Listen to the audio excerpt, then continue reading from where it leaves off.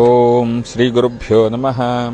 ಓಂ ಯಥಾ ವೈಕುಂಠನಗರೆ ಯಥಾ ವೈ ಕ್ಷೀರಸಾಗರೆ ತಥಾ ಮದ್ಭವನೆ ತಿಷ್ಠ ಸ್ಥಿರಂ ಶ್ರೀ ವಿಷ್ಣುನಾ ಸಹ.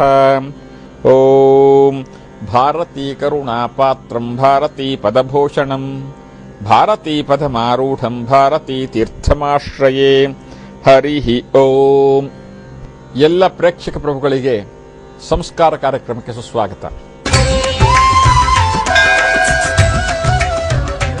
ನಾನು ಭೋಜನ ವಿಧಿಯನ್ನು ಹೇಳ್ತಾ ಇದ್ದೆ. ಬಡಿಸ್ತಕ್ಕಂಥದ್ದು, ಊಟ ಮಾಡ್ತಕ್ಕಂತಹ ಭೋಜನ ಪಾತ್ರೆಯನ್ನ ಅತಿಥಿಗಳದ್ದು ಮತ್ತೆ ಮನೆ ಮಂದಿದು ಮಿಕ್ಸ್ ಆಗಬಾರದು.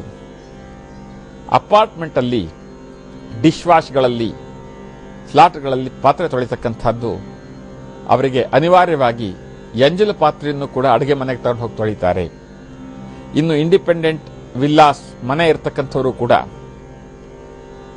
ಆಧುನಿಕತೆಯ ಒಂದು ಅಟ್ರಾಕ್ಷನ್ನಿಂದ ಎಂಜಲ್ ಪಾತ್ರೆಯನ್ನು ಅಡುಗೆ ಮನೆಗೆ ತಗೊಂಡು ಹೋಗಿ ತೊಳಿತಕ್ಕಂಥ ಅಭ್ಯಾಸ ಇದೆ. ಇದು ಬಹಳ ಕೆಟ್ಟದ್ದು, ಕೆಟ್ಟ ಸಂಪ್ರದಾಯ. ಅಪಾರ್ಟ್ಮೆಂಟ್ನಲ್ಲಿ ಅನಿವಾರ್ಯತೆಯಿಂದ ಬೇರೆ ಜಾಗ ಇಲ್ಲದೇನೆ ಹಾಗೆ ಮಾಡಿದರೂ ಕೂಡ ಮನೆಗಳಲ್ಲಿ, ಇಂಡಿಪೆಂಡೆಂಟ್ ವಿಲ್ಲಾಗಳಲ್ಲಿ ಸಪರೇಟ್ ಸರ್ವಿಸ್ ಏರಿಯಾ ಇರತಕ್ಕಂಥ ವ್ಯವಸ್ಥೆ ಇರತಕ್ಕಂಥವರು ಎಂಜಲು ಪಾತ್ರೆಯನ್ನು ತೊಳಿತಕ್ಕಂಥದ್ದು ಬೇರೆ ವ್ಯವಸ್ಥೆ ಮಾಡಿಕೊಳ್ಬೇಕು. ಇಲ್ಲಿ ಎರಡು ಪದ ಇದೆ ನೋಡಿ, ಎಂಜಲು, ಮುಸುರೆ ಅಂತ. ಮುಸುರೆ ಅಂತಂದ್ರೆ ಆಹಾರ ಬೇಯಿಸಿರ್ತಕ್ಕಂಥ ಪದಾರ್ಥಗಳಾಯಿತು. ಎಂಜಲು ಅಂದ್ರೆ ನಾವು ತಿಂತಕ್ಕಂಥ ತಟ್ಟಿ ಆಯಿತು ಎಂಜಲು ಪಾತ್ರೆ.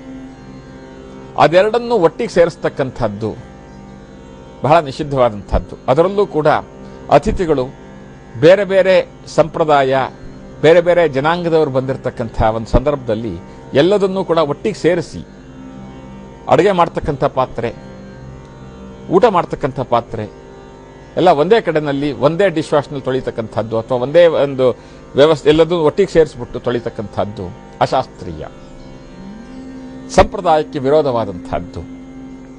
ಇದನ್ನೆಲ್ಲ ಮಾಡದೇ ಇದ್ದ ನಮಗೆ ಏನಾಗತ್ತೆ ಅಂತಕ್ಕಂಥ ಒಂದು ಪ್ರಶ್ನೆ ಬರ್ಬೋದು ನಿಮ್ಮಲ್ಲಿ. ಒಂದಷ್ಟು ದಿವಸ ನಿಮ್ಮ ವಿಧಿ ಅದರಷ್ಟ ಚೆನ್ನಾಗಿದ್ದಾಗ ಹಾಗೂ ಹೀಗೂ ನಡ್ಕೊಂಡು ಹೋಗ್ಬೋದು.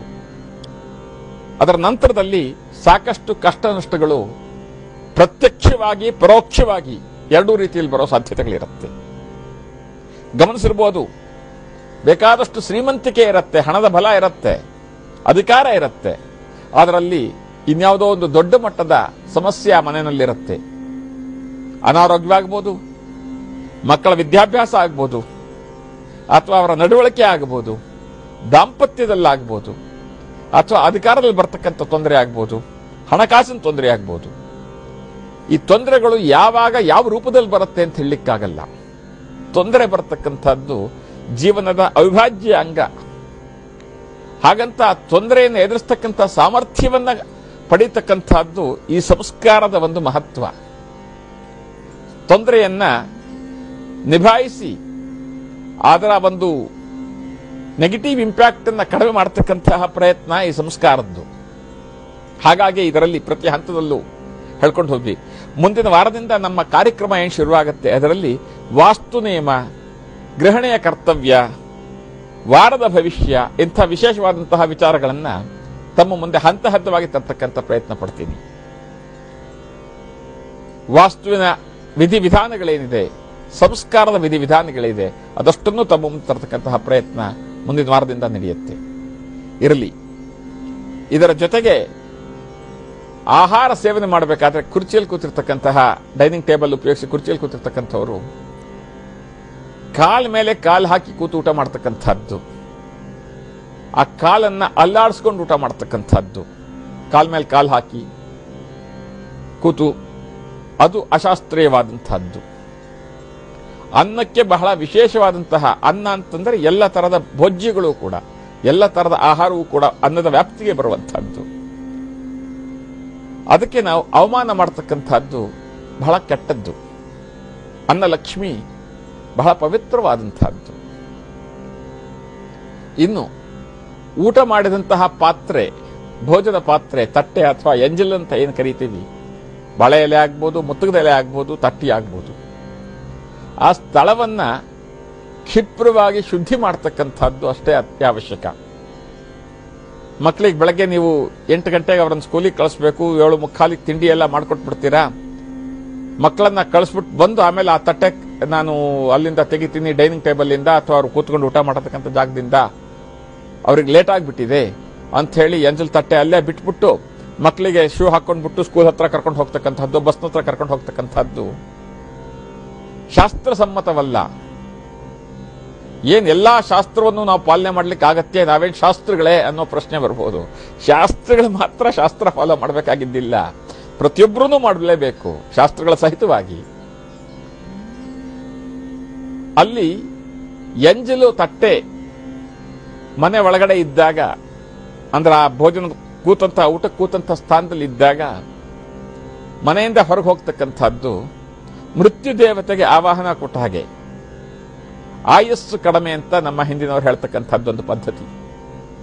ಹಾಗಾಗೇನೆ ಅತಿಥಿಗಳು ಊಟ ಮಾಡಿ ಅವ್ರ ಮನೆಯಿಂದ ಆಚೆ ಹೋಗೋದಕ್ಕೆ ಮುಂಚೆ ಆ ಊಟಕ್ಕೆ ಕೂತಂತಹ ಜಾಗವನ್ನು ಸ್ವಚ್ಛ ಮಾಡಬೇಕು, ಊಟ ಮಾಡ್ತಾ ಇದ್ದಂತಹ ಜಾಗವನ್ನು ಸ್ವಚ್ಛ ಮಾಡಬೇಕು.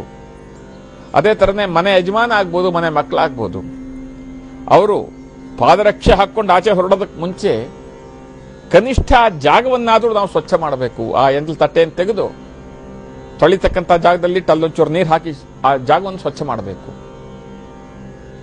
ಇದರ ಹೊರತಾಗಿ ಎಂಜಲ್ ತಟ್ಟೆ ಅಲ್ಲೇ ಬಿದ್ದಿದೆ, ಹಾಸಿಗೆ ಮಡಚಿಲ್ಲ, ಬೆಡ್ಶೀಟ್ಗಳನ್ನು ಹಾಗೆ ಬಿದ್ದುಬಿಟ್ಟಿದೆ, ಸ್ನಾನ ಮಾಡಿದಂತ ಒದ್ದೆ ಬಟ್ಟೆಗಳಲ್ಲೇ ಬಿದ್ದಿದೆ, ಇವನು ಇಲ್ಲಿ ಹೊಸದಾಗಿ ಫ್ರೆಶ್ ಆಗಿ ಎಲ್ಲ ರೆಡಿ ಮಾಡ್ಕೊಂಡ್ಬಿಟ್ಟು ಆಚೆ ಹೋಗ್ಬಿಟ್ಟ, ಆಮೇಲೆ ಎಷ್ಟೊತ್ತಿಗೋ ಬಂದು ಕೆಲಸದವ್ರು ಎಂಜಲ್ ತಟ್ಟೆ ತೆಗಿತಾರೆ, ಅಥವಾ ನಮಗೆ ಟೈಮ್ ಆದಾಗ ತೆಗಿತೀವಿ ಅಂತಕ್ಕಂಥದ್ದು ದರಿದ್ರದ ಪರಮ ಸಂಕೇತ. ಇರಲಿ, ಇದರ ಬಗ್ಗೆ ಪ್ರಾಯಶಃ ನಮ್ಮ ಮುಂದಿನ ಸಂಚಿಕೆಯಲ್ಲಿ ಸಚಿತ್ರವಾಗಿ ತಮಗೆ ಇದರ ಬಗ್ಗೆ ಇನ್ನಷ್ಟು ವಿವರಣೆ ಕೊಡ್ತಕ್ಕಂಥ ಪ್ರಯತ್ನ ಪಡ್ತೀನಿ.